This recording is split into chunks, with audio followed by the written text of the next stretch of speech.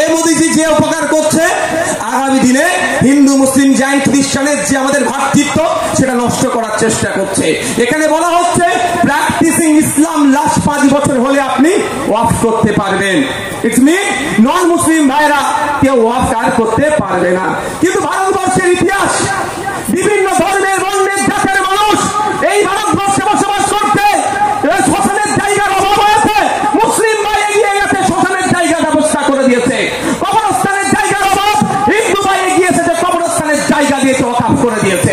মন্দিরের জায়গার অভাব, মুসলমান এগিয়ে গেছে, মন্দির করতে জায়গা দিয়ে দিয়েছে। মসজিদের জায়গার অভাব, জৈন ভাই এগিয়ে এসেছে, মুসলমানকে জায়গা দিয়েছে, মসজিদ করো। এটা আমাদের ইতিহাস তো নাকি? এটা তো আমাদের ঐতিহ্য। এটাকে নষ্ট করার এক প্রথম ধাপ হচ্ছে এটা যে কোনো মুসলিম ছাড়া অফ করতে পারবে না। তবে কোন মুসলিম হবে?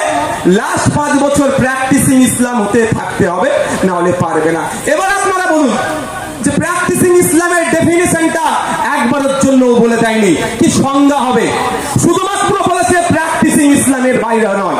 এবার বলুন প্র্যাকটিসিং ইসলাম কাকে? এত বড় যে জুব্বা পড়বে সে, যার দাড়ি এত বড় হবে, এরকম কিছু বলা নেই। যে 5 ওয়াক্ত নয় 6 ওয়াক্ত তাহাজ্জুদের নামাজ পড়বে সে প্র্যাকটিসিং ইসলামের মধ্যে থাকবে। এবার বলুন কোন লোক যে অফ করতে গেল, অফ করতে যেতেই পারে তো ভাই, তাকে যদি অফিসার বলে, তুমি দেখলো মুখটা দেখে বললো কই তো তুমি তো নামাজ পড়োনি, ইমাম সাহেবও যদি যায়, ইমাম সাহেবও যদি যায়, যদি বলে ভাই তুমি তো নামাজ পড়োনি ঠিকঠাক, কেন? তোমার কপালে দাগ নাই।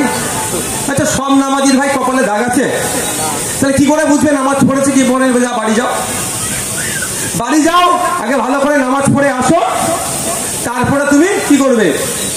অফ করবে। সেই ইমাম সাহেব রাগের বাড়িতে গেল, আমাদের কথা বাদ দেন, আমি ইমাম সাহেবের কথা বলছি, 2,500 টাকা মাইনে দিতে তাকে আমরা একদম তার জান খেয়ে ফেলবার ভাব করি। গজব আমাদের উপরে এমনি আসছে, আমাদের ভুলের জন্যই আসছে। যাক, ইমাম সাহেবের নামাজকে শরীর খারাপ হলে নামাজ পড়াতে হবে, 2,500 টাকা দিয়েছে তাকে আমি, কুড়ি বাবা।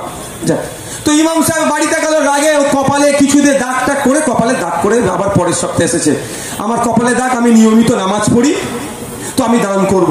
যদি অফিসার বলে এবারে 29টা রোজা গেল, আপনি 4টে ছেড়ে দিয়েছেন, 25টা রেখেছেন, ঠিকঠাক মুসলমান আপনি নয়, আবার 5 বছর পরে রোজা রেখে আসবেন, কিছু করতে পারবেন? পৃথিবীতে কোনো মেশিন আছে আমার গায়ে লাগিয়ে বলতে পারবে রোজা রেখেছি কি রাখিনি, কটা রোজা রেখেছিল বলতে পারবে? তাহলে আমি যে অফ নতুন ভাবে করতে যাব, তাহলে আমার সাথে বৈষম্য হচ্ছে। সংবিধানের 15 নম্বর আর্টিকেল কি বলছে? এটা শুধু মুসলমানদের উপর আঘাত দেওয়া হচ্ছে না, জাত ধর্ম বর্ণ লিঙ্গ ইভেন জন্মস্থানের পার্থক্য নিয়ে কারোর সাথে বৈষম্য করা যাবে না। হিন্দু এন্ডোমেন্ট অ্যাক্ট, আমার হিন্দু ভাইদের মন্দির ধর্মস্থানের সম্পত্তি রক্ষা রাখতে ঠিকঠাক দেখভালের জন্য হিন্দু এন্ডোমেন্ট অ্যাক্ট আছে।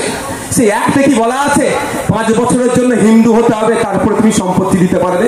খ্রিস্টান ভাইদের গির্জার সম্পত্তি রক্ষণাবেক্ষণের জন্য আইন আছে দেশে, তো ওই আইনের মধ্যে কি বলা আছে যে 5 বছর ধরে আপনাকে প্র্যাকটিসিং খ্রিস্টান হতে হবে, তারপরে আপনি সম্পত্তি দান করবেন। পার্সি ভাইদের সম্পত্তির ধর্মীয় সম্পত্তি রক্ষণাবেক্ষণের জন্য আইন আছে, সেই আইনের মধ্যে কোনো জায়গায় বলা নাই।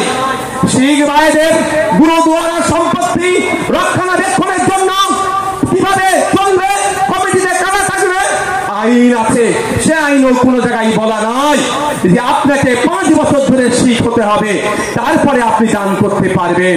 যদি কোনো ধর্মের জন্য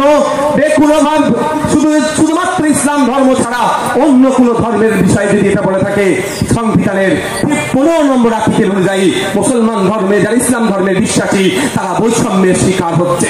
তাই আজকে আমরা এই ধর্মমঞ্চ থেকে দাঁড়িয়ে দেশের প্রধানমন্ত্রীকে বলতে চাই, আপনি হয়তো সংখ্যার জোর দেখিয়ে আপনি পার্লামেন্টের উভয় কক্ষ থেকে বিল পাস করিয়ে নিয়ে আইনে পরিণত করতে চাইলেও আমাদের দেশের সর্বোচ্চ বিচার ব্যবস্থা সুপ্রিম কোর্টে আমরা মামলা করেছি, আমরা আইনের মাধ্যমে আপনার ওই সংখ্যার বাড়িতে আমরা পেনের খোঁচাই আমরা দুর্বল করব। সংবিধান দিনের শেষে জিন্দাবাদ হবে। সংবিধানের 15 নম্বর আর্টিকেলকে কোনোভাবে আমাদের বিশ্বাস আস্থা দেশের সর্বোচ্চ বিচারালয়ের প্রতি যে 15 নম্বর আর্টিকেলকে কোনোভাবে ভায়োলেট হতে দেবে না।